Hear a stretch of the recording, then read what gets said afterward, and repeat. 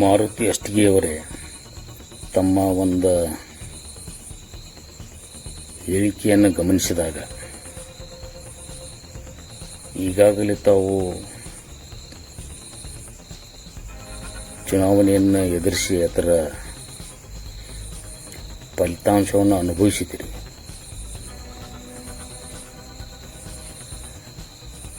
ಇಡೀ ರಾಜ್ಯದ ಎಲ್ಲ ಸಮುದಾಯಗಳ ವಿಶ್ವಾಸಕ್ಕೆ ತೆಗೆದುಕೊಂಡು ಇಡೀ ರಾಜ್ಯಕ್ಕೆ ಒಂದು ಮಹತ್ವದ ಸಂದೇಶವನ್ನು ನೀಡಿಕೊಂತ ಬಂದಂತಹ ನಮ್ಮೆಲ್ಲರ ನೆಚ್ಚಿನ ನಾಯಕರು, ಕರ್ನಾಟಕ ಘನ ಸರ್ಕಾರದ ಲೋಕೋಪಯೋಗಿ ಮಂತ್ರಿಯಾದ ಶ್ರೀ ಸತೀಶಣ್ಣ ಜಾರಕಿಹೊಳಿಯವರು ಎಲ್ಲ ರೀತಿಯಿಂದ ಸರ್ವ ಜನಾಂಗಕ್ಕೆ ಅನುಕೂಲ ಮಾಡುವಂಥ ಒಂದು ಮನೋಭಾವವನ್ನು ಹೊಂದಿರತಕ್ಕಂಥವರು.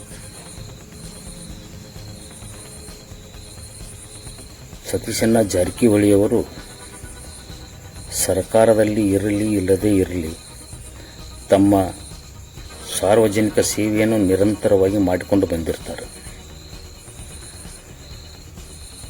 ತಾವು ಹೇಳಿದ ಹಾಗೆ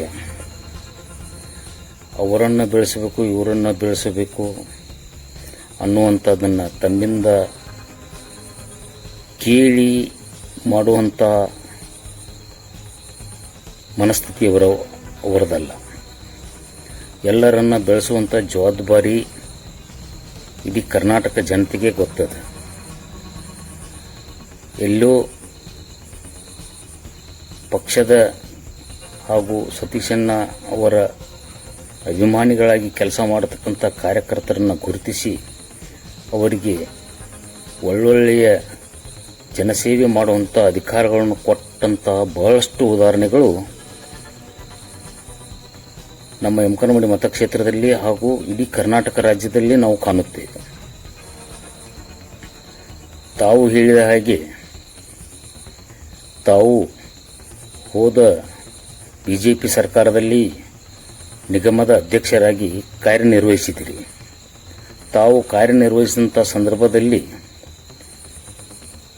ತಮ್ಮ ಜನಾಂಗಕ್ಕಾಗಲಿ ಅಥವಾ ಕರ್ನಾಟಕದ ಯಾವುದೇ ಜನಾಂಗಕ್ಕಾಗಲಿ ತಮ್ಮಿಂದ ಗುರುತಿಸಬಹುದಾದಂಥ ಒಂದು ಕಾರ್ಯವನ್ನು ಹೇಳಿದರೆ ಬಹಳಷ್ಟು ಉಪಕಾರ ಆಗುತ್ತೆ ಅಂತ ನಾವೆಲ್ಲ ತಿಳ್ಕೊಂಡಿದ್ದೀವಿ. ರಾಜಕಾರಣ ದೃಷ್ಟಿಯಿಂದ ತಾವು ಮಾತನಾಡುತ್ತಿದ್ದಿರೋ ಅಥವಾ ಯಾರೋ ಹೇಳಿಕೊಟ್ಟಂಥ ವಿಷಯವನ್ನು ತಾವು ಮಾತನಾಡ್ತಿದ್ದಿರೋ ಅನ್ನುವಂಥ ಒಂದು ಕನ್ಫ್ಯೂಸ್ದಲ್ಲಿ ಕೆಲವೊಂದು ಜನ ಇದ್ದಾರೆ. ಅದಕ್ಕೆ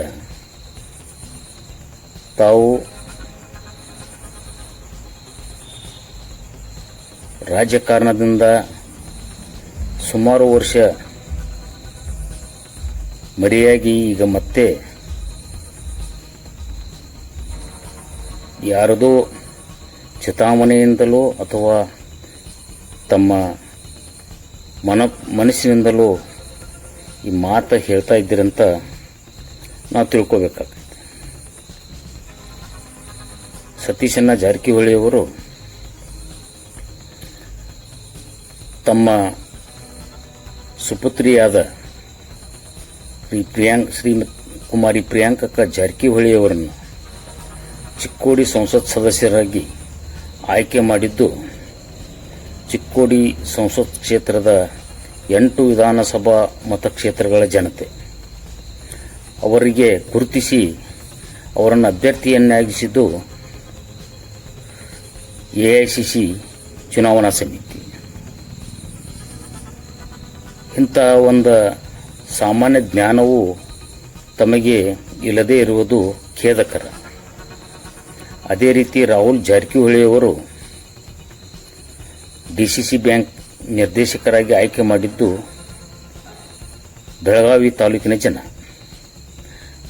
ತಮ್ಮ ಮಾತಿನ ಪ್ರಕಾರ ಚಿಕ್ಕೋಡಿ ಮತಕ್ಷೇತ್ರದ ಜನ ಹಾಗೂ ಬೆಳಗಾವಿ ತಾಲೂಕಿನ ಡಿಸಿಸಿ ಬ್ಯಾಂಕಿನ ಎಲ್ಲ PKPSಗಳ ಅಧ್ಯಕ್ಷರು, ಉಪಾಧ್ಯಕ್ಷರು ಹಾಗೂ ನಿರ್ದೇಶಕ ಮಂಡಳಿಯವರು ತಮ್ಮ ಮಾತಿನ ಪ್ರಕಾರ ಏನೂ ತಿಳುವಳಿಕೆ ಇಲ್ಲದವರು, ಏನೂ ಗೊತ್ತಿಲ್ಲದವರು ಇಂಥವ್ರನ್ನ ಆರಿಸಿ ಕಳಿಸಿದಾರಂತ ಇಡೀ ಚಿಕ್ಕೋಡಿ ಸಂಸತ್ ಕ್ಷೇತ್ರದ ಮತದಾರರನ್ನು ಹಾಗೂ ಬೆಳಗಾವಿ ತಾಲೂಕಾ PKPS ಆಡಳಿತ ಮಂಡಳಿಯವರನ್ನು ತಾವು ಅವಮಾನಿಸಿದ್ದೀರಿ.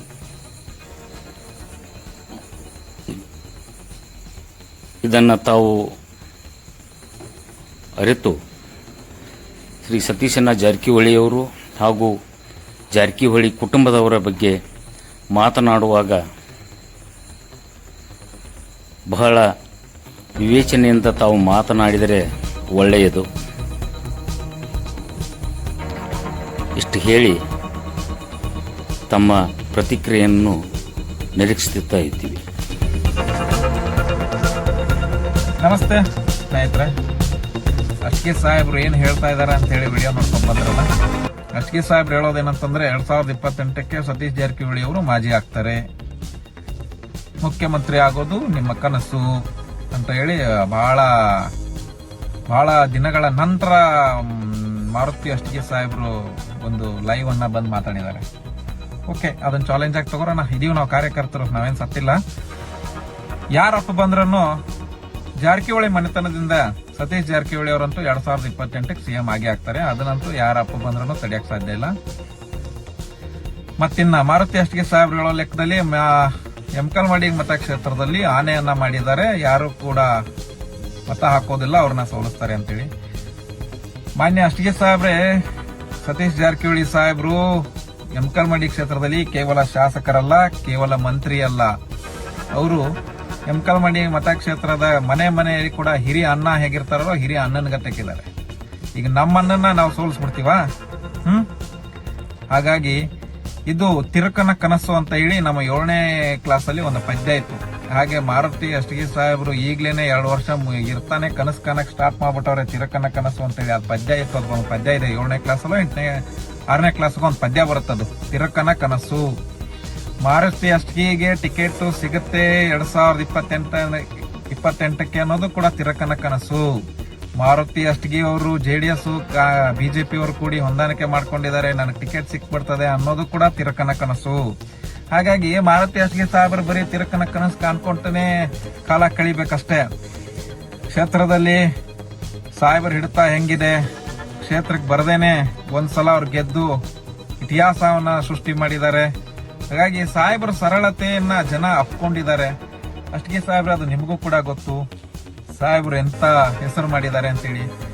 2028ಕ್ಕೆ CM ಆಗ್ತಾರೋ ಬಿಡ್ತಾರೋ, ಆದ್ರೆ ಇಡೀ ರಾಜ್ಯದ ಮನಸ್ಸನ್ನ ಗೆದ್ದಿದ್ದಾರೆ. ಇಡೀ ರಾಜ್ಯದ ಜನ ಅವ್ರನ್ನ ಅಪ್ಕೊಂಡಿದ್ದಾರೆ.